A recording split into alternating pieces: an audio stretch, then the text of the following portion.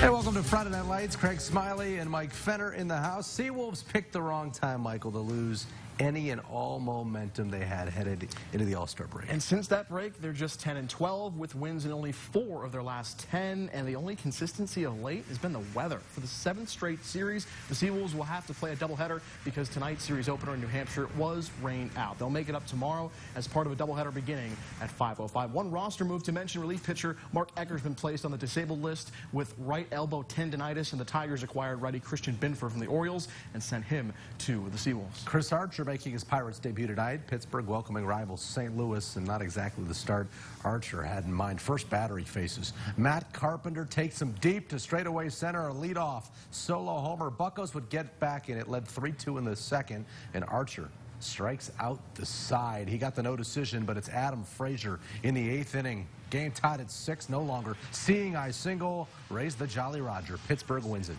7-6. We head over to the Tribe and Angels at Progressive Field. Cleveland leading at 3-2 in the third already with 1 homer on the night. The two-way star Shohei Ohtani going deep for the second time off Mike Clevenger.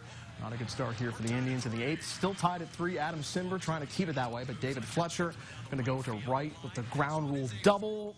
4 in the 8th for the Angels. They take it 7-4 is your final. Tigers and A's in Oakland. Former Seawolf Blaine Hardy getting the start for Detroit, and at last check, no score in the 5th for the A's and Not Tigers. bad for Blaine Hardy thus far. Final major of the Erie District Golf Association season, the 2-day 54-hole amateur championship. 64 golfers played 2 rounds today with the top 24 and ties moving on to the final round of stroke play tomorrow.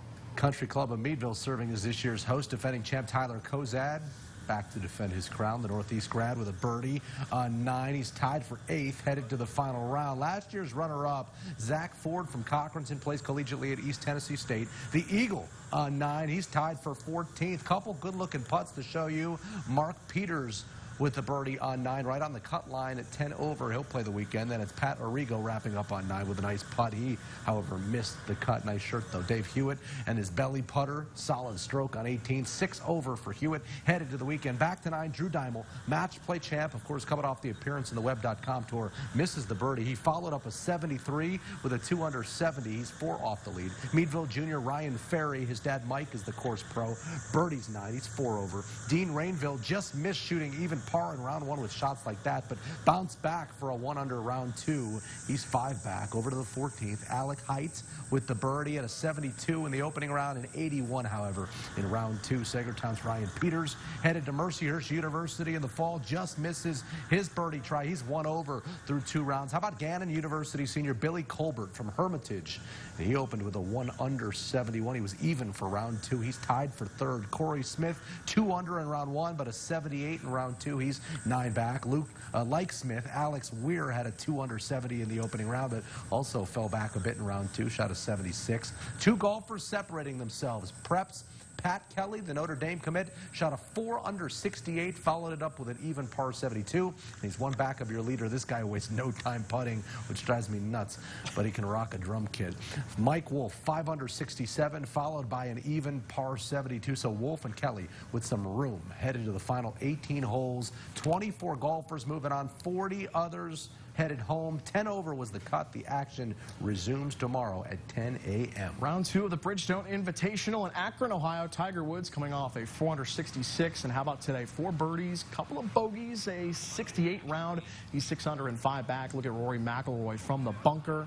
And wow, making it rain. 8 under and 3 back. Webb Simpson is tied with Tiger at 6 under. Headed to the weekend, but his card included an eagle on the par 5 16. Bam! It's a 3-way tie atop the leaderboard. Heading to the weekend, Ian Poulter, Tommy Fleetwood, and Justin Thomas all at 11 under. 2 ahead of Kyle Stanley and Jason Day. To McDowell we go for the 12th annual All-Star Soccer Games. We start with the boys in red versus blue rather than the traditional city versus county. First half, no score until the cross here in Harbor Creek's Jason Angelo scores to put the blue up a goal. Same score later in the first half. Red on the move of the cross makes it too easy for Cathedral Prep's Pat Rhyme.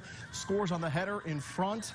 And how about early to the second we go? Blue at it again, and Angelo leads McDowell's Trent May. And with the left foot goes low opposite corner, buries it 2-1 blue. But the red All-Stars won't go quietly. 6:50 to play in regulation off the cross. Fort LaBeouf's Nick Grimaldi pokes one home, ties it at 2. They wouldn't go to penalty kicks, and, well, it's a 2-2 draw for these guys in all-star action. For the girls, County and Red City teams playing with the Fort LaBeouf team as well in blue. And it's the blue team going to work from the get-go. Mercyhurst Preps, Elizabeth Kerner, the header in front, 1-0. A few minutes later, McDowell's Nikki Sauer, so sweet, ahead of the pack, collects and finishes, makes it 2-0. Short time after that, more from Sauer, showing off her power, goes to the right and around the defense, and that's her second. And then Kerner says, you got any money? Give it to me. The steal and the finish. Erie High's Mary Liska caps off the scoring for the Blue. They get the 5-0 shutout. Still to come, we'll head to Latrobe as the Steelers practice under the Friday night lights. Plus, the Gannon, Mercyhurst, and Edinboro football programs come together for Media Day. We'll take you there next on Friday Night Lights.